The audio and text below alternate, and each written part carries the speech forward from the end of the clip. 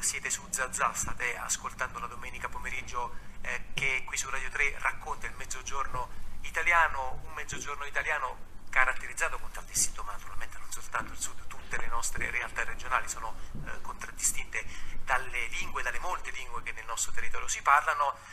Qui nella città dalla quale vi trasmettiamo è naturalmente il dialetto napoletano, una lingua che è al centro addirittura di un romanzo, un intero romanzo che è stato scritto in dialetto napoletano da un professore che insegna in Inghilterra, che ci sta ascoltando al telefono, Massimiliano Canzanella. Buon pomeriggio, benvenuto. Grazie per l'ospitalità. Grazie a lei per aver accettato il nostro invito, Massimiliano Canzanella, che ha appena pubblicato poi diciamo anche i canali di distribuzione e attraverso i quali ci si può imbattere in questo suo primo romanzo interamente in napoletano, che si intitola Lia volè, cioè lo devi volere.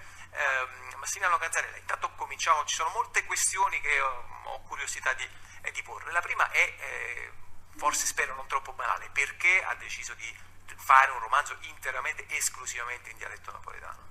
Ma prima cosa volevo essere la parola mia che capisceranno tutti quanti, poi se sto parlando napoletano non ci sarà nessun problema, da Bolzano a Lampedusa non ci sarà nessun problema di comprensione. La voleva esce la prima volta nel 2007, però esce malamente perché all'epoca ero praticamente un italofono che castigliano sapeva ricevere due parole napoletane. E oggi, dopo 15 anni, finalmente insomma, così esce un'altra volta e è tutta un'altra storia, insomma, parafrasando Pino Daniele. È un romanzo che è stato scritto con l'aiuto di tutte le persone che mi stanno vicine, come sono state vicine, amici e loro di una sanità familiare. Insomma.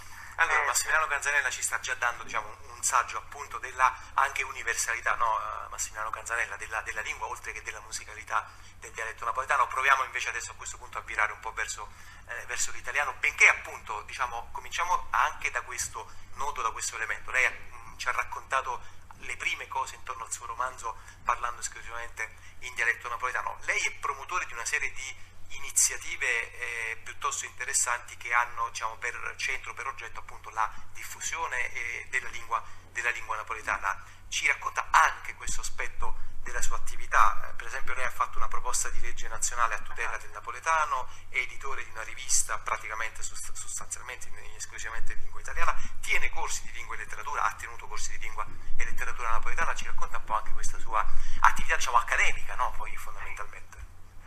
L'iniziativa nasce nel 2001, l'anno europeo delle lingue, che di fatto escluso il napoletano. Sì. E a quel punto nacque la necessità. Oggi si parla tranquillamente di lingua napoletana, di certificati UNESCO e così via, anche se poi non servono a nulla. E all'epoca mi resi conto, insomma, alla fine... Perché non servono a nulla? Non servono, che non hanno alcuna utilità per quanto riguarda l'insegnamento nelle scuole, che è un fatto essenziale per uno studente e anche per il cittadino.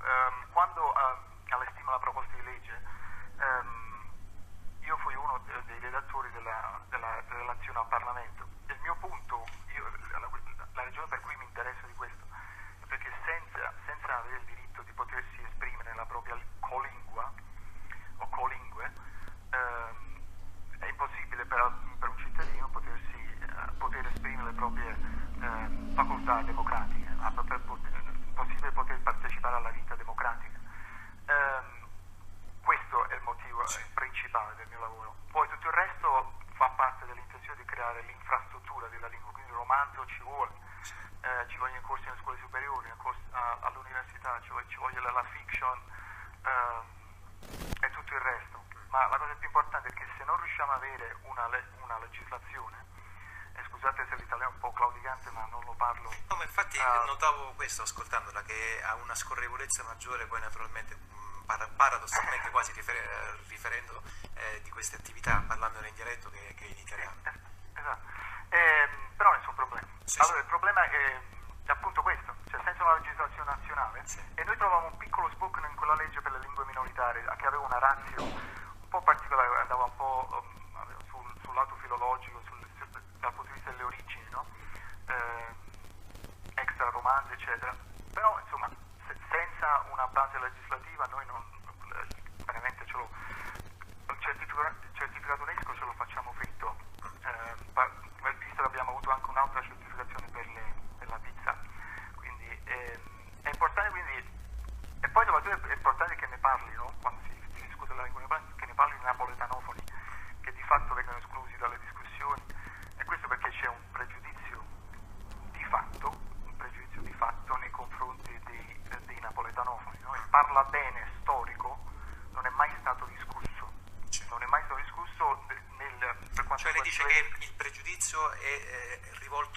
pressoché esclusivamente al dialetto napoletano e non in generale ai dialetti? Allora, io le dico la verità, noi dovremmo un po' pensare a noi, perché io ricordo quando facevamo la petizione per il napoletano, c'erano anche a Piazza del Gesù nel 2001, arrivavano turisti friulani da tutte le parti e quando cercavano le flori dicevano sì, ma questa cosa dovete fare voi, e credo che loro avessero ragione, perché noi non possiamo costantemente pensare agli altri sperando che poi gli altri si ricordino di noi. In questo momento noi stiamo soffrendo come città che è completamente segregata, c'è uno stato di apartheid che è dettato da fattori culturali e nello specifico fattori linguistici. Quando si parla dell'altra Napoli, una delle connotazioni quasi fisiche è l'uso del napoletano.